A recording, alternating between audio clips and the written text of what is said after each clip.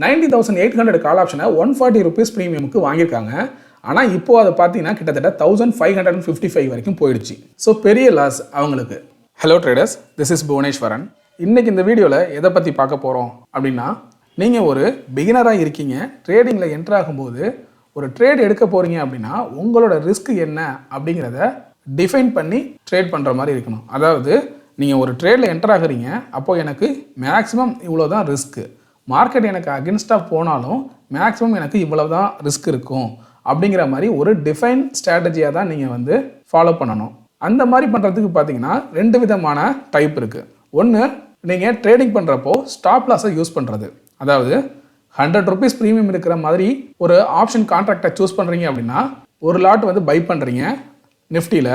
அப்படி இருக்கிறப்போ உங்களுக்கு 5000 ருபீஸ் மார்ஜின் தேவைப்படும். அப்போது அதுக்கு 10 பாயிண்ட் ஸ்டாப் லாஸ் வைக்கிறீங்க அப்படிங்கிறப்போ 500 ருபீஸ் ரிஸ்க்கு. இது ஸ்டாப் லாஸை பேஸ் பண்ணி நம்ம ரிஸ்க்கை டிஃபைன் பண்ணுறது. மார்க்கெட் மேலே போகணும்னு நினச்சி தான் நம்ம இந்த ட்ரேடை எடுக்கிறோம். இன்கேஸ் மார்க்கெட் நமக்கு அகேன்ஸ்டாக போயிடுச்சு அப்படின்னா நமக்கு 500 ருபீஸ் ரிஸ்க்கு அப்படிங்கிறத டிஃபைன் பண்ணிட்டோம். இனிமேல் மார்க்கெட் நமக்கு அகேன்ஸ்டாக கீழே போனாலுமே நம்மளோட ஸ்டாப் லாஸ் ஹிட் ஆகிடுமே தவிர நமக்கு லாஸுங்கிறது அதிகமாகாது. ஸோ அந்த இடத்துல நம்ம ரிஸ்க்கை டிஃபைன் பண்ணிக்கிறோம். அதே போல் ரெண்டாவது டைப் பார்த்தீங்கன்னா பொசிஷனை ஹெட்ஜ் பண்ணுறது. அதாவது நேக்கடாக பையோ செல்லோ பண்ணாமல் அதுக்கு ஒரு ஹெட்ஜிங் பண்ணி உங்களோட ரிஸ்க்கை டிஃபைன் பண்ணிக்கிறீங்க. இந்த ரிஸ்க்கை டிஃபைன் பண்ணுறப்போ ஸ்டாப் லாஸை வச்சு எப்படி ட்ரேட் பண்ணுறது அப்படிங்கிறது உங்களில் நிறைய பேருக்கு தெரிஞ்சிருக்கும். இப்போ நம்ம பொசிஷனை ஹெட்ஜ் பண்ணுறது மூலயமா எப்படிலாம் ரிஸ்க்கை டிஃபைன் பண்ணலாம், அதுக்கு எவ்வளோ ப்ராஃபிட் நமக்கு இருக்கும், எவ்வளோ லாஸ் இருக்கும், எந்த மாதிரியான ஸ்ட்ராட்டஜியை யூஸ் பண்ணலாம் அப்படிங்கிறத பார்ப்போம். இப்போ இந்த சார்ட் பாருங்கள், நிஃப்டியோட வீக்லி சார்ட்டை வச்சுருக்கேன். ஸோ இந்த கேண்டில் ஸ்டிக்ஸை பேஸ் பண்ணி நான் என்ன ஃபீல் பண்ணுறேன் அப்படின்னா, நெக்ஸ்ட் வீக்கு மார்க்கெட்டு 21,350க்கு கீழே தான் முடியும் அப்படிங்கிற மாதிரி எனக்கு ஒரு ப்ரெடிக்ஷன் தெரியுது. நல்லா புரிஞ்சுக்கோங்க, இது என்னோட வியூ, இது கால்ஸோ டிப்ஸோ கிடையாது, ஒன்லி எஜுகேஷனல் பர்பஸ்க்காக. அப்போது மோஸ்ட்லி எல்லோரும் என்ன ஃபீல் பண்ணுவீங்க, நீங்கள் ஒரு ஆப்ஷன் பையராக இருந்தீங்கன்னா புட் ஆப்ஷனை பை பண்ணுவீங்க, ஆப்ஷன் செல்லராக இருந்தீங்க அப்படின்னா கால் ஆப்ஷனை செல் பண்ணுவீங்க. ஸ்ட்ரைக் ப்ரைஸ் சூஸ் பண்ணுறதுங்கிறது உங்களோட ரிஸ்க் ரிவார்டை பேஸ் பண்ணி இருக்கும். இப்போது நேக்கடாக புட் ஆப்ஷனை மட்டும் நீங்கள் பை பண்ணீங்க அப்படின்னா இன்கேஸ் மார்க்கெட் ரிவர்ஸ் ஆகி உங்களுக்கு அகேன்ஸ்டாக போச்சு அப்படின்னா உங்களுக்கு பெரிய லாஸ் இருக்கும். அதை தவிர்க்கிறதுக்கு நீங்கள் ஸ்டாப் லாஸ் போடலாம். இல்லை இந்த மாதிரி விக்கு ஃபார்ம் ஆனிச்சுன்னா உங்களோட ஸ்டாப் லாஸை ஹிட் பண்ணிட்டு கூட திரும்ப கீழே வரதுக்கான வாய்ப்பு இருக்குது. அதே போல் நீங்கள் ஆப்ஷன் செல்லராக இருக்கீங்க அப்படின்னா கால் ஆப்ஷனை செல் பண்ணுவீங்க. நீங்கள் எடுக்கிற கால் ஆப்ஷனுக்கு ஸ்டாப் லாஸ் போடுறீங்க அப்படின்னா இந்த மாதிரி விக்லாம் ஃபார்ம் ஆகும்போது உங்களுக்கான ஸ்டாப் லாஸ் ஹிட் ஆகிறதுக்கும் வாய்ப்பு இருக்குது. அப்போது நீங்கள் ஹெட்ஜ் பண்ண பார்ப்பீங்க. இதுக்கு நம்ம எந்த மாதிரி ஹெட்ஜ் பண்ணலாம் அப்படின்னு பார்த்தீங்கன்னா, ஸோ இதுக்கு எப்படி பண்ணலாம் அப்படிங்கிறத நம்ம ஸ்ட்ராட்டஜி பில்டரில் பார்ப்போம். ஸோ நான் இப்போது ஆப்ஸ்டா ஆப்ஷன் அனலிட்டிக்ஸ் வெப்சைட்டில் இருக்கேன். ஸோ இந்த இடத்துல பாருங்கள், ஸ்பாட் 21,330 இருக்குது. நான் என்ன ஃபீல் பண்ணுறேன், நெக்ஸ்ட் வீக் மார்க்கெட் 21,350க்கு கீழே தான் முடிய போகுது அப்படிங்கிற மாதிரி ஃபீல் பண்ணுறேன், அதாவது எக்ஸ்பைரியில். ஸோ அதுக்கு இப்போ நான் என்ன பண்ண போகிறேன் அப்படின்னா, நான் ஒரு ஆஸ் ஏ செல்லராக இருக்கேன் அப்படின்னா 21,400 கால் ஆப்ஷனை செல் பண்ணுவேன். இப்போ இந்த இடத்துல பாருங்கள், ஆப்ஷன் எடுத்துக்கிறேன், டிசம்பர் 28 எக்ஸ்பைரி, 21,400 கால் ஆப்ஷனை நான் செல் பண்ணுறேன்.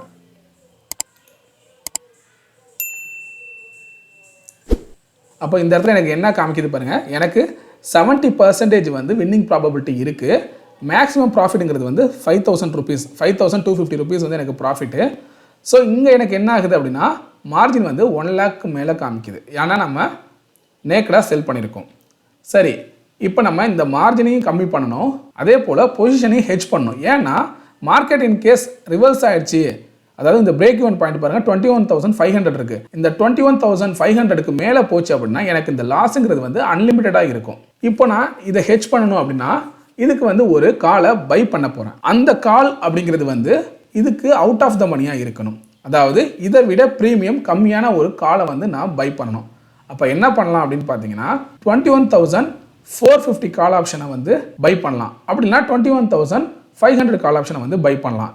இது நீங்கள் எவ்வளோ ரிஸ்க் எடுக்க போகிறீங்க, உங்களுக்கு எவ்வளோ ப்ராஃபிட் வேணும் அப்படிங்கிறத பேஸ் பண்ணி தான் நீங்கள் ஸ்ட்ரைக் ப்ரைஸை சூஸ் பண்ணுற மாதிரி இருக்கும். இப்போ நான் என்ன பண்ணுறேன், 21,450 கால் ஆப்ஷனை பை பண்ணிக்கிறேன். 450 கால் ஆப்ஷனை பை கொடுக்குறேன், ஆட் பொசிஷன் கொடுத்துட்டேன். ஸோ இப்போ எனக்கு என்ன ஆகிடுச்சு, இந்த மாதிரி எனக்கு மாறிடுச்சு. அப்போ இங்கே பாருங்கள், ப்ராபபிலிட்டி ஆஃப் ப்ராஃபிட் அப்படிங்கிறது பார்த்தீங்கன்னா 60% இருக்குது. மேக்ஸிமம் ப்ராஃபிட் அப்படிங்கிறது 1125 இருக்குது. மேக்ஸிமம் லாஸ் அப்படிங்கிறது வந்து 1375 இருக்குது. அப்போ இங்கே என்ன ஆயிடுச்சு, எனக்கு நான் லாஸை வந்து டிஃபைன் பண்ணிட்டேன். இதுக்கு முன்னாடி நம்ம பார்த்தப்ப நமக்கு இங்கே இது மாதிரி காமிக்கல, டிஃபைன் பண்ணல, நமக்கு அன்லிமிட்டட் லாஸ் அப்படிங்கிறது வந்து இருந்துச்சு.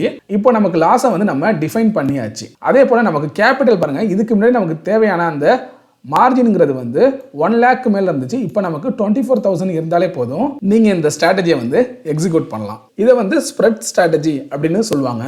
இது வந்து பெரும்பாலான நபர்களுக்கு வந்து தெரிஞ்சிருக்கும். இந்த ஸ்ப்ரெட் வந்து நாங்களாம் பார்த்தது தான், இதில் நீங்கள் என்ன புதுசாக சொல்ல போகிறீங்க அப்படின்னு கேட்கலாம். நீங்கள் ஒரு பிகினராக இருக்கும்போது யாருமே இந்த மாதிரியான ஸ்ப்ரெட் ஸ்ட்ராட்டஜியை வந்து யூஸ் பண்ணவே மாட்டோம். ஏன்னா நீங்கள் காமனாக பார்க்குறப்ப உங்களுக்கு என்ன தெரியும் அப்படின்னா, 1000 rupees தான் ப்ராஃபிட் வருது, 24,000 25,000 நான் யூஸ் பண்ணுறேன், அதில் வெறும் எனக்கு 4% தான் வந்து ப்ராஃபிட் வருமா, நான் 1 week இல்லை எக்ஸ்பைரி வரைக்கும் வெயிட் பண்ணி எனக்கு 4% தான் ப்ராஃபிட் வருதுன்னா இது நான் ஏன் பண்ணணும், நான் நேக்கடாக பை பண்ணி, இப்போ நீங்கள் இதுக்கு பதிலாக நான் ஒரு புட் ஆப்ஷனை பை பண்ணால் 25,000 யூஸ் பண்ணி எனக்கு மார்க்கெட் வந்து ஒரு 5 points மூவ் ஆனாலே போதும், எனக்கு இந்த 1000 rupees வந்துருமே அப்படிங்கிற மாதிரி எல்லாருமே ஃபீல் பண்ணுவாங்க.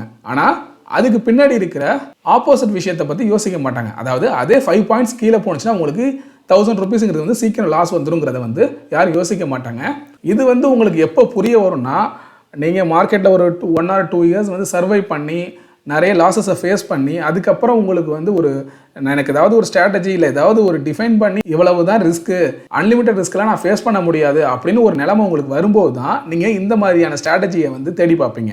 இப்போ இந்த விஷயத்தை சொல்கிறதுக்கான காரணம் என்ன அப்படின்னு பார்த்தீங்கன்னா, நம்மளோட ஃபாலோவர்ஸ் ஒருத்தவங்க நேக்கடாக செல் பண்ணியிருக்காங்க.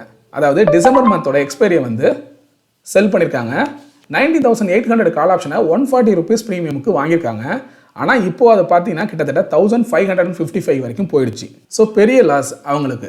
ஸோ இதில் வந்து நிறைய பேருக்கு நிறைய கருத்து இருக்கலாம். அதாவது அவங்க ஏன் அவ்வளோ தூரம் விடணும், 140லேருந்து ஜஸ்ட் 200 போனாலே க்ளோஸ் பண்ண வேண்டியதானே, இல்லை 500 போனுச்சுன்னா க்ளோஸ் பண்ண வேண்டியதானே, க்ளோஸ் பண்ணுறதுக்கு எவ்வளவோ இருக்குது, அந்த டயத்தில் விட்டுட்டு இவ்வளோ தூரத்துக்கு ஏன் அவங்க விடணும் அப்படின்னு பார்த்தீங்கன்னா, ஒவ்வொருத்தவங்களோட சைக்காலஜிங்கிறது அவங்க ஃபேஸ் பண்ண எக்ஸ்பீரியன்ஸை பொறுத்து இருக்கும்.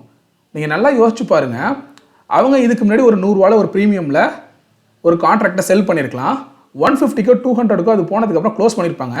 அகைன் பார்த்தீங்கன்னா அந்த 200 திரும்ப 0வாக முடிஞ்சிருக்கும். இது மாதிரி ஒரு 2-3 டைம் நடந்திருக்க வாய்ப்பு இருக்குது. அப்போ அவங்க என்ன ஃபீல் ஆகிருக்கும் அவங்களுக்கு கடைசியாக, சரி அப்போ எப்போதுமே இந்த ப்ரீமியம் இது மாதிரி வாலட்டைலாக இருந்து மேலே ஏறிட்டு திரும்ப கீழே 0வில் தான் போய் முடியும் போல், அப்போ நம்ம விட்டு பார்க்கலாம், எவ்வளோ தான் போகுன்னு விட்டு பார்க்கலாம், திரும்ப அப்படி 0வில் தானே முடிய போகுது அப்படிங்கிற மாதிரியான சைக்காலஜி சிலருக்கு வரக்கூடும். இல்லை நீங்கள் கண்டினியூவாக ஸ்டாப் லாஸ் போகிற பர்சனாக இருந்தீங்கன்னா எப்போதுமே உங்களோட ஸ்டாப் லாஸ்ங்கிறது வந்து ஹிட் ஆகிட்டே இருக்கும். அப்போ நீங்கள் என்ன பண்ணுவீங்கன்னா உங்களோட ஸ்ட்ராட்டஜியை மாற்றலாம் அப்படிங்கிற மாதிரி ஃபீல் பண்ணுவீங்க. இந்த ட்ரேடிங்கில் உங்களுக்கு டைரக்ஷனை ஐடென்டிஃபை பண்ணுறதோ இல்லை ஸ்கில்ஸை டெவலப் பண்ணுறது அப்படிங்கிறத விட உங்களோட சைக்காலஜியை கண்ட்ரோல் பண்ணுறது ரொம்ப பெரிய விஷயம். ஏன்னா மார்க்கெட் அப்படி தான் பண்ணும். கண்டினியூவாக பார்த்தீங்கன்னா உங்களுக்கு கண்டினியூஸாக நீங்கள் ஸ்டாப் லாஸ் பண்ணும்போது உங்களோட ஸ்டாப் லாஸ் ஹிட் ஆகிட்டே இருக்கும். அதனால ஸ்டாப் லாஸ் போடவே வேண்டாம் அப்படின்னு நினைப்பீங்க கடைசியாக ஒரு ட்ரேடில். அந்த நேரம் பார்த்தீங்கன்னா மார்க்கெட் ரொம்ப பெரிய லாஸ் உங்களுக்கு கொடுக்கும். அதே போல் தான் நீங்கள் ஹெட்ஜ் பண்ணிக்கிட்டே இருக்கிறப்போ உங்களுக்கு என்ன வரும்னா சின்ன சின்ன ப்ராஃபிட்டாக வந்துகிட்டு இருக்கும்.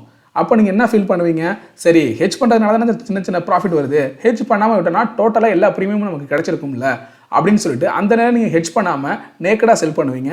அப்போன்னு பார்த்து மார்க்கெட் உங்களுக்கு அகேன்ஸ்டாக போகிறப்ப என்ன ஆகும், பெரிய லாஸை ஃபேஸ் பண்ணுற மாதிரி இருக்கும். இந்த மாதிரி யாரையும் நம்ம வந்து ப்ளேம் பண்ண முடியாது, இவர் இப்படி பண்ண வேண்டியதானே அப்படி பண்ண வேண்டியதானு சொல்ல முடியாது. அவங்களோட எக்ஸ்பீரியன்ஸ்க்கு தகுந்த மாதிரி தான் ஒரு சில விஷயம் வந்து நடக்கும். ஸோ அதனால் உங்களுக்குன்னு ஒரு ட்ரேடிங் செட்டப், ஒரு ஃப்ரேம் ஒர்க் அப்படிங்கிறத நீங்கள் வச்சுக்கணும். அதுக்கு தகுந்த மாதிரி தான் உங்களோட ட்ரேடிங் அப்படிங்கிறது வந்து இருக்கணும். எப்போதுமே இந்த மாதிரி ஒரு ரிஸ்க் டிஃபைன் பண்ணுற ஒரு ஸ்ட்ராட்டஜி நீங்கள் ஃபாலோ பண்ணீங்க அப்படின்னா அப்போ தான் உங்களால் மார்க்கெட்டில் சர்வை பண்ண முடியும். இல்லை நான் அன்லிமிட்டடாக ப்ராஃபிட்டை எதிர்பார்க்குறேன் அப்படின்னா அன்லிமிட்டடாக உங்களுக்கு லாஸை நீங்கள் எதிர்பார்க்குற மாதிரியான சுச்சுவேஷன் இருக்கும். நீங்கள் ஒன்ஸ் ப்ராஃபிட்டை டிஃபைன் பண்ணிட்டீங்க, ரிஸ்கையும் டிஃபைன் பண்ணுறீங்க அப்படின்னா உங்களுக்கு ப்ராஃபிட்டோ இல்லை லாஸோ நீங்கள் எதிர்பார்க்குற அளவுக்கு தான் இருக்கும். ஸோ அடுத்தடுத்த ட்ரேடில் பார்த்தீங்கன்னா ப்ராஃபிட் லாஸ் அப்படின்னு கலந்து வரும். ஸோ ஓவராலாக உங்களுக்கு ப்ராஃபிட்டில் முடியுதா லாஸில் முடியுதா அப்படிங்கிறத நீங்கள் கால்குலேட் பண்ணி பார்க்கலாம். இது வந்து மார்க்கெட் கீழே வந்துச்சுன்னா என்ன பண்ணுறது அப்படிங்கிறதுக்காக இந்த ஸ்ட்ராட்டஜி பண்ணோம். இதுவே மார்க்கெட் வந்து லாங் பொசிஷன் போகுது, அதாவது அப்சைட் மூவ்மெண்ட் போகுது அப்படின்னா இதை அப்படியே ரிவர்ஸ் பண்ண வேண்டியதான், அதாவது புட் ஆப்ஷனை பண்ண வேண்டியதான். ஸோ ஜென்ரலாக இந்த ஸ்ப்ரெட்டை பார்த்தீங்கன்னா அட் த மணியை வந்து செல் பண்ண போகிறீங்க, அவுட் ஆஃப் த மணியை வந்து பை பண்ண போகிறீங்க. இதுவே மார்க்கெட் வந்து கீழே போகும்னு நினச்சா கால் ஆப்ஷனில் பண்ண போகிறீங்க, மார்க்கெட் மேலே போகும்னு நினச்சா புட் ஆப்ஷனில் பண்ண போகிறீங்க. சிம்பிள். ஸோ இந்த மாதிரி உங்களோட ரிஸ்க்கை டிஃபைன் பண்ணி நீங்கள் ஒரு ஸ்ட்ராட்டஜியோ இல்லை ஒரு ட்ரேடிங் செட்டப்பையோ நீங்கள் கிரியேட் பண்ணுறீங்க, அதை வந்து ஃபாலோ பண்ணிக்கிட்டே வரீங்க அப்படிங்கிறப்போ உங்களால் ரொம்ப நாளைக்கு இந்த ட்ரேடிங்கில் வந்து சர்வை பண்ண முடியும். ஸோ இந்த வீடியோ உங்களுக்கு பிடிச்சிருந்துச்சு அப்படின்னா லைக் பண்ணுங்கள், உங்கள் ஃப்ரெண்ட்ஸ்க்கும் ஷேர் பண்ணுங்கள். உங்களுக்கு ஏதாவது சந்தேகங்கள் இருந்தால் கமெண்ட் பண்ணுங்கள். மறக்காமல் சப்ஸ்கிரைப் பண்ணுங்கள். தேங்க்யூ.